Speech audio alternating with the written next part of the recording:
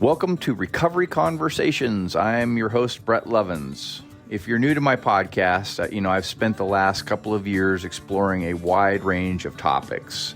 Everything from personal recovery stories and the impact of substance use disorder to the Recovery Friendly Workplace Initiative, which is near and dear to my heart, and so much more. My guests have included musicians, doctors, childhood friends, family members, and even my wonderful wife, Molly, has joined the conversation.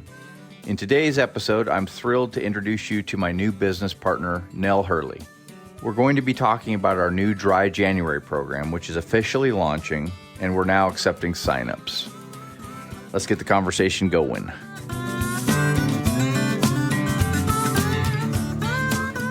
All right, here we are. Nell Hurley. Yep, we're doing this. Thanks for being on here. We've gotten to know each other quite well over the last little while, but the people that listen to my podcast do not know who you are, probably. So I would love to give you the opportunity to just kind of introduce yourself a little bit. Sure. So my name is Nell Hurley. I live in St. Paul, Minnesota. I've been sober for a long time. I've been sober since December 27th of 1997. So it's 26 years. It'll be 27 years next month. I got sober when I was 27. I'll let you do the math. I love my sober life. Wouldn't trade it for anything. I've worked in the addiction recovery field for about 15 years. Never as a clinician. I'm not a counselor, but I've worked in recovery advocacy space and the peer support space. And really my passion is around, helping people kind of get rooted in recovery after treatment or in lieu of treatment, because really most people who get into recovery don't go to treatment. I think it's 9% or 11% of people who are clinically appropriate for medical intervention like treatment actually ever make it to treatment. So helping people kind of navigate their sober lifestyle or their recovery life, whatever that means to them, in the real world. So that's what I love to do. I love to build recovery communities. I'm really interested in the sober curious movement and this, what I call gray area drinking. I mean, that's not my term.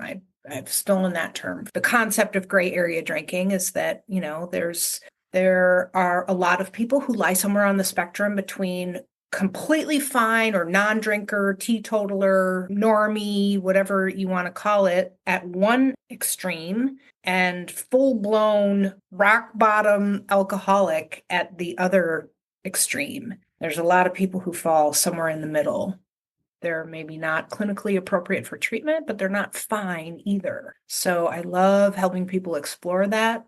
And I hope that we'll be able to talk about the sober curious movement in this conversation. That's something that really lights me up. So I don't know, that's me. I'm a runner. I've run a bunch of marathons. I'm super into fitness. That's something that's really helped me that's like one of my main recovery pathways: movement and fitness, running, all that stuff, yoga. I live with my husband.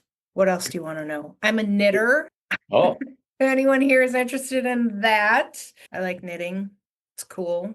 Great start. The word curious has come up in Nell's opening here. Those of you that don't know, Nell and I have started to work together. And when we decided with the name of the little consulting group that we landed on Sober Curious Consulting. I'd love to just kind of drill in a little bit on this word curious, because I have some opinions about this, Nell, that I'd like to share, and it'll lead us towards the Dry January stuff a bit, I think. I have this theory that the number one thing that people can do, you just drew a pretty good picture of what I think most people think they are. Chances are, if somebody's listening to this, they feel like, well, yeah, I'm on the spectrum, because there's only two ends and there's something in the middle, right? So, and they may have thought, well, where do I land? And, in my case, I thought I was okay. Like my assessment of where I was on the spectrum was flawed. But here's the thing is that I had no outlets for curiosity.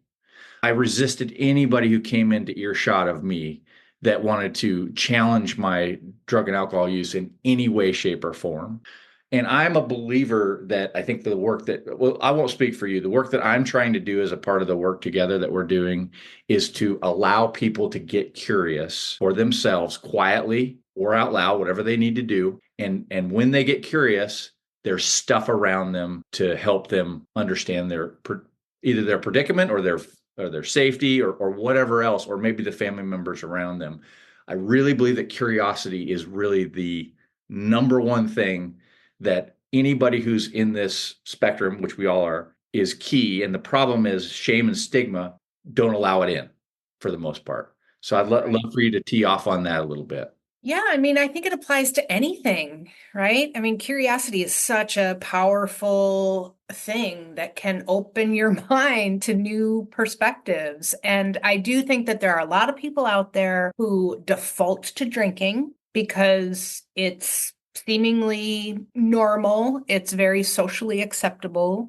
It's, we live in a drinking culture. Think about, all the Bud Light commercials during NFL football games, or just, St. Patrick's Day parades, New Year's Eve, work happy hours. I mean, we are a society that is just awash in alcohol, although that's changing a little bit. I've read some research and seen some data on the numbers around alcohol consumption, both in the UK and in the US, and it is declining a little bit for the first time in many, many decades.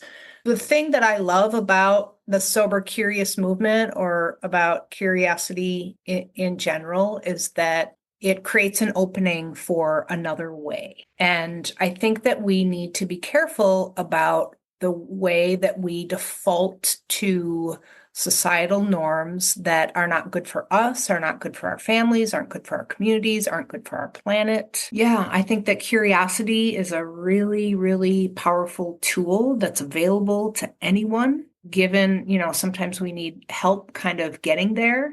And I think that these conversations are really important. Like any opportunity a person has to look at their own life, look at their inner life, their outer life and their inner life, and what do I want for my life? So I'm really interested in the big, powerful questions, like, what do I really want in life? What do I really want for myself? When it comes to drinking or any kind of substance use, you have to ask that question. And there's no right or wrong answer. It's very personal, but the curiosity is key. Yeah, and that's the other thing too. Like anybody that is listening to this that just got their back up, because I would have. Who are you to tell me? I didn't want anybody to tell me anything. I didn't want anybody to tell me nothing. But the truth is that quietly, a little part of my brain knew things weren't going sideways. And I'm just saying this out loud for anybody that's listening, that as we get closer to talking about dry January, this is between you and you.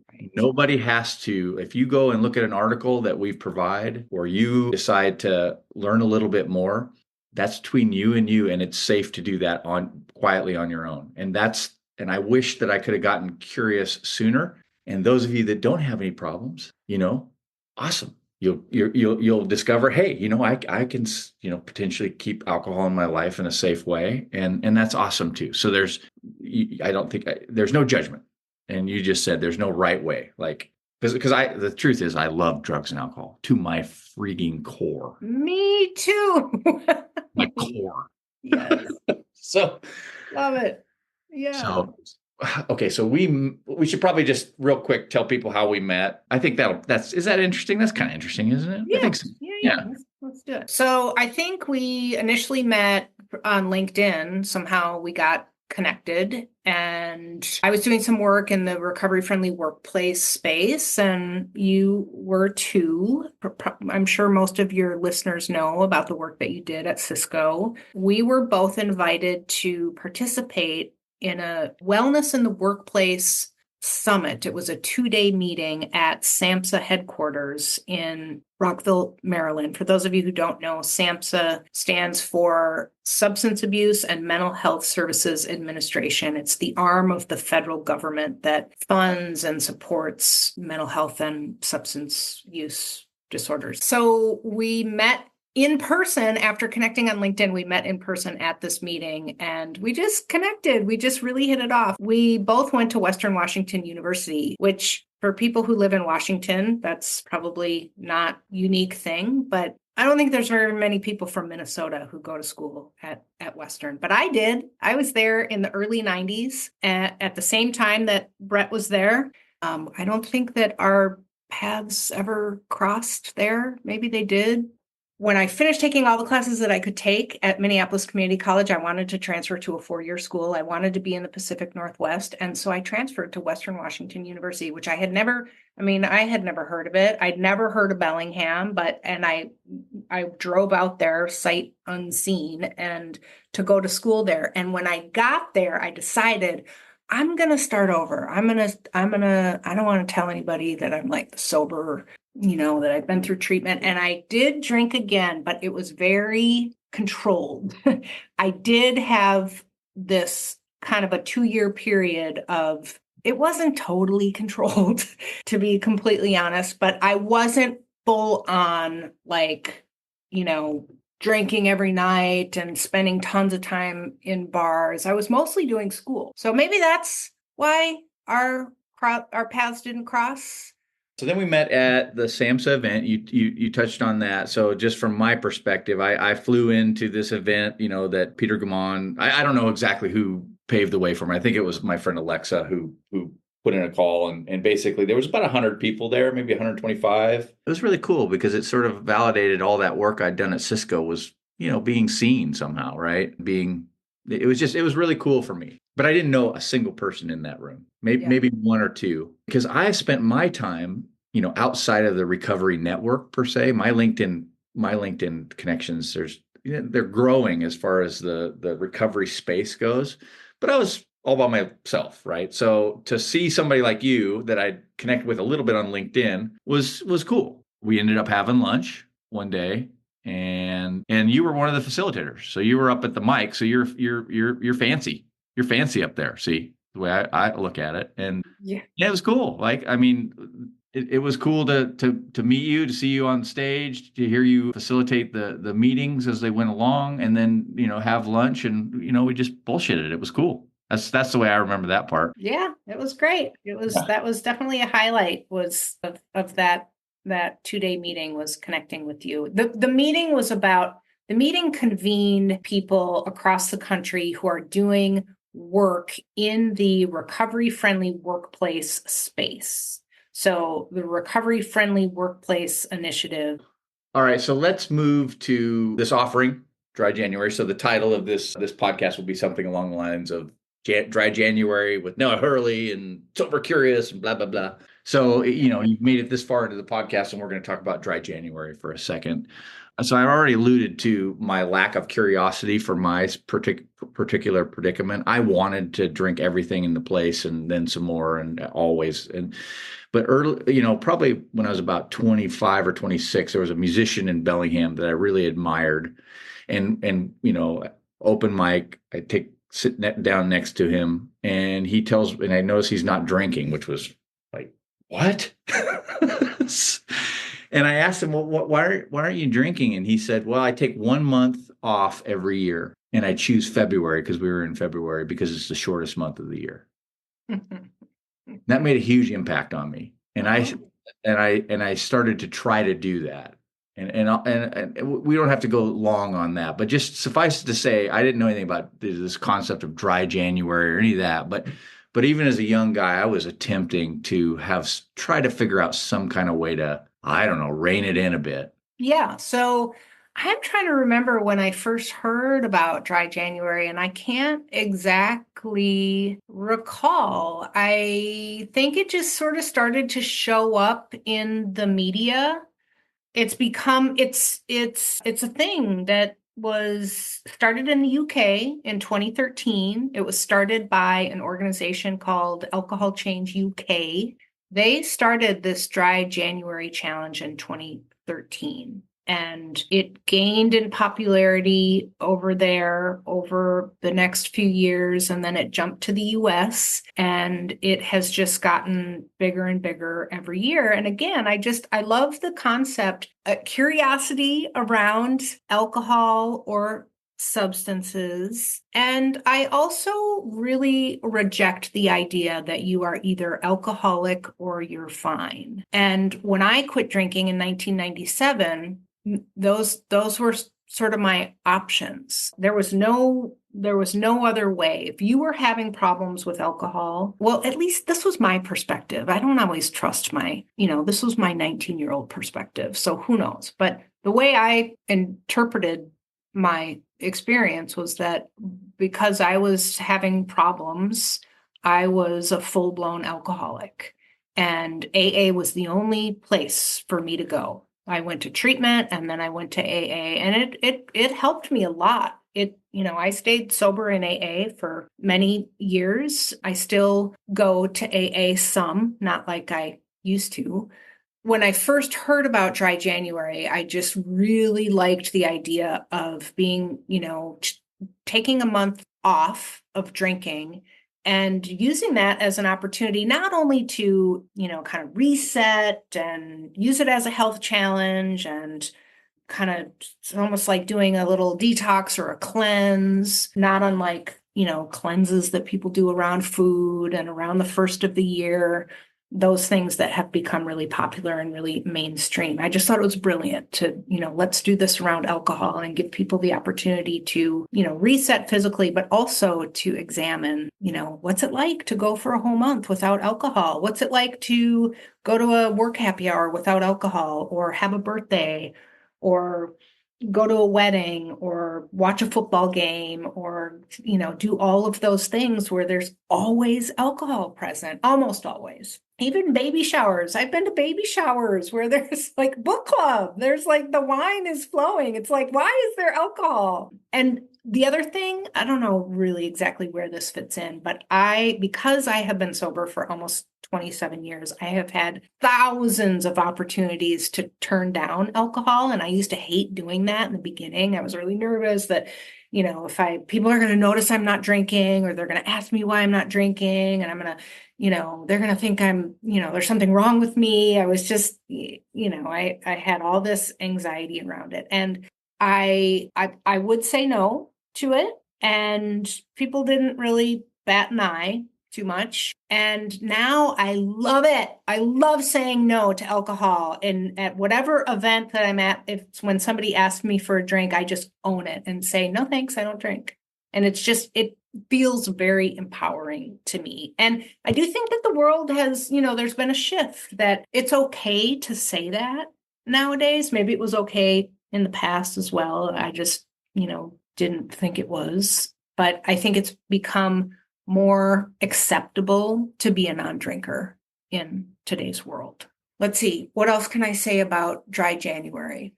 So a few years ago, about 4 years ago now, I started coaching business where I mentioned earlier that I'm a runner, and fitness and yoga and running have been a big part of my wellness journey and my sober life. And I started a small business called Hurley Health Coaching, where I combined fitness with sort of life coaching and recovery coaching. And one of the things that was really important to me in this business was that I don't ever tell people that they should stop drinking, and that, people are, everyone is on their own journey. So I completely welcome people who just want to take a break from it, or who want to cut down. Like I have stepped out of this black and white thinking around, you're either alcoholic or you're fine, because there's a whole world of gray out there. And that's what Dry January,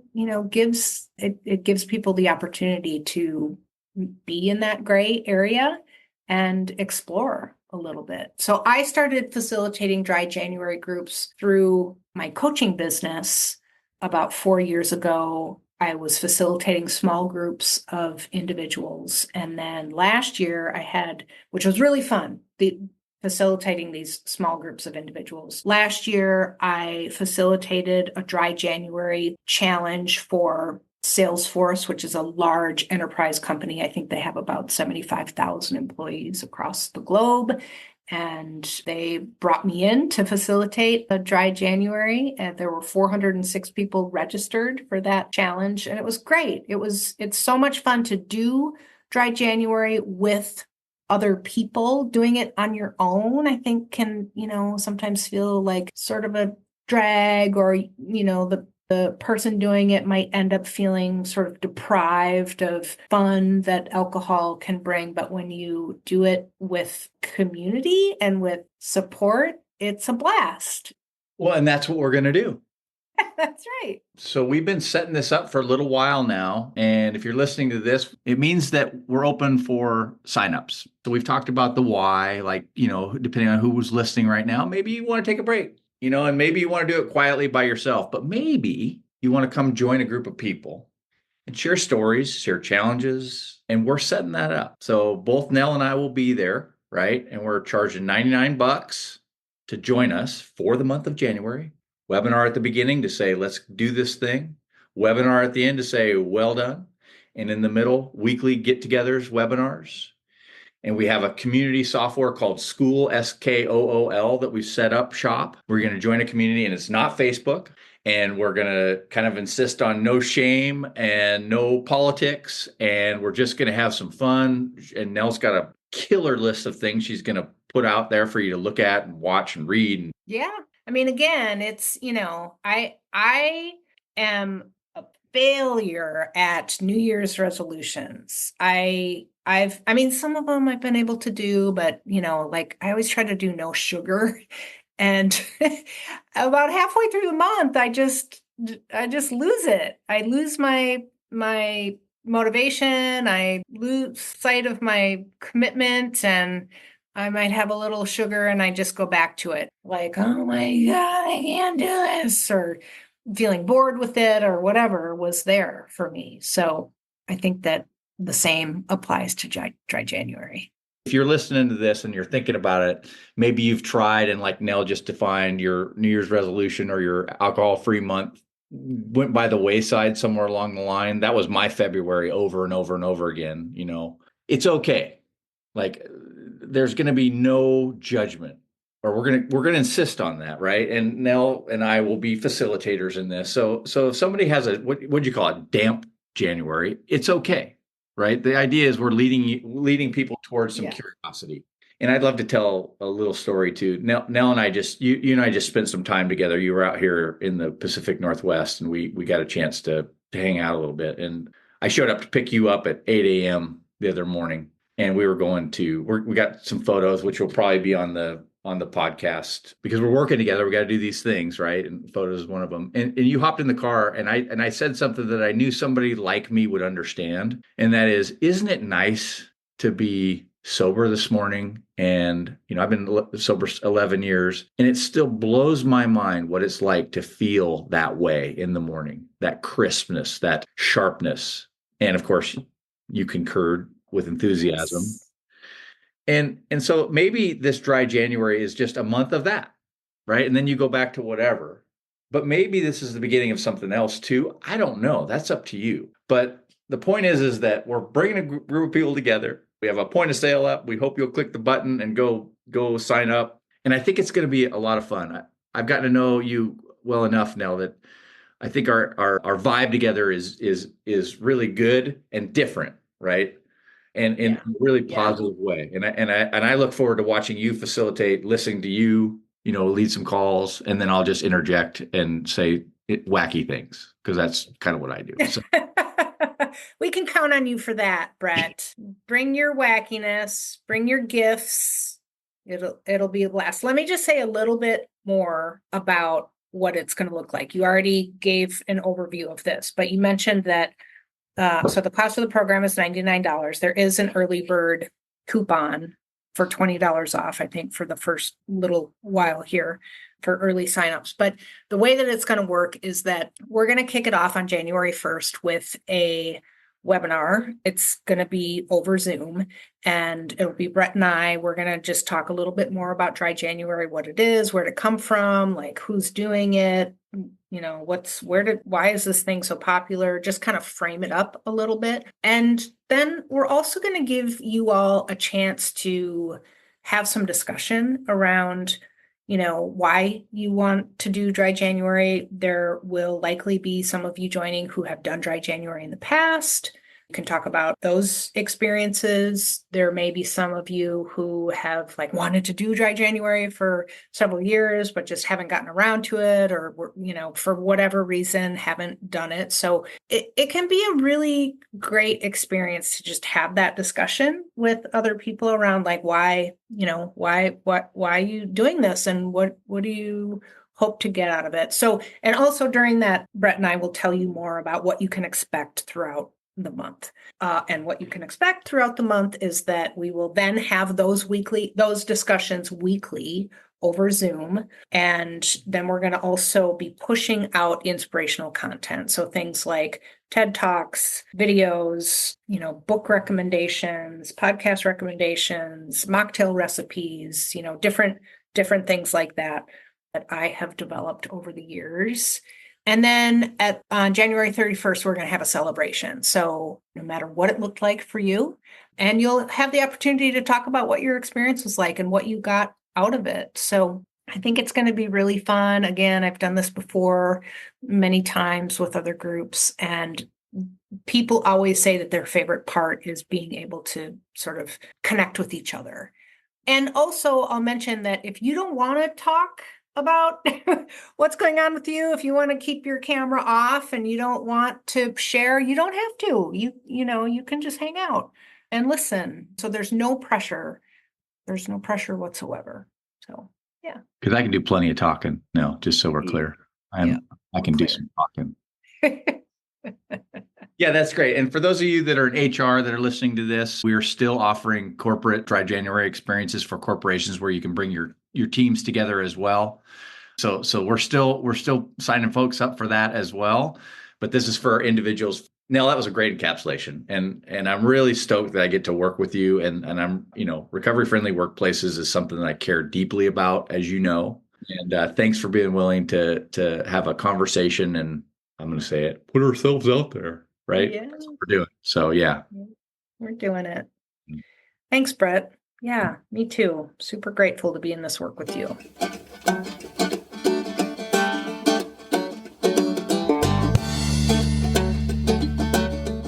Awesome chat, Nell. Thanks a ton. I'm stoked to be working with you for sure. So we invite listeners of today's podcast to take a look at our website. Drop us a message if you're so inclined. And if you happen to be a business owner or a decision maker, you can read about the services we offer as recovery-friendly workplace consultants. We can be found on the web at sobercuriousconsulting.com.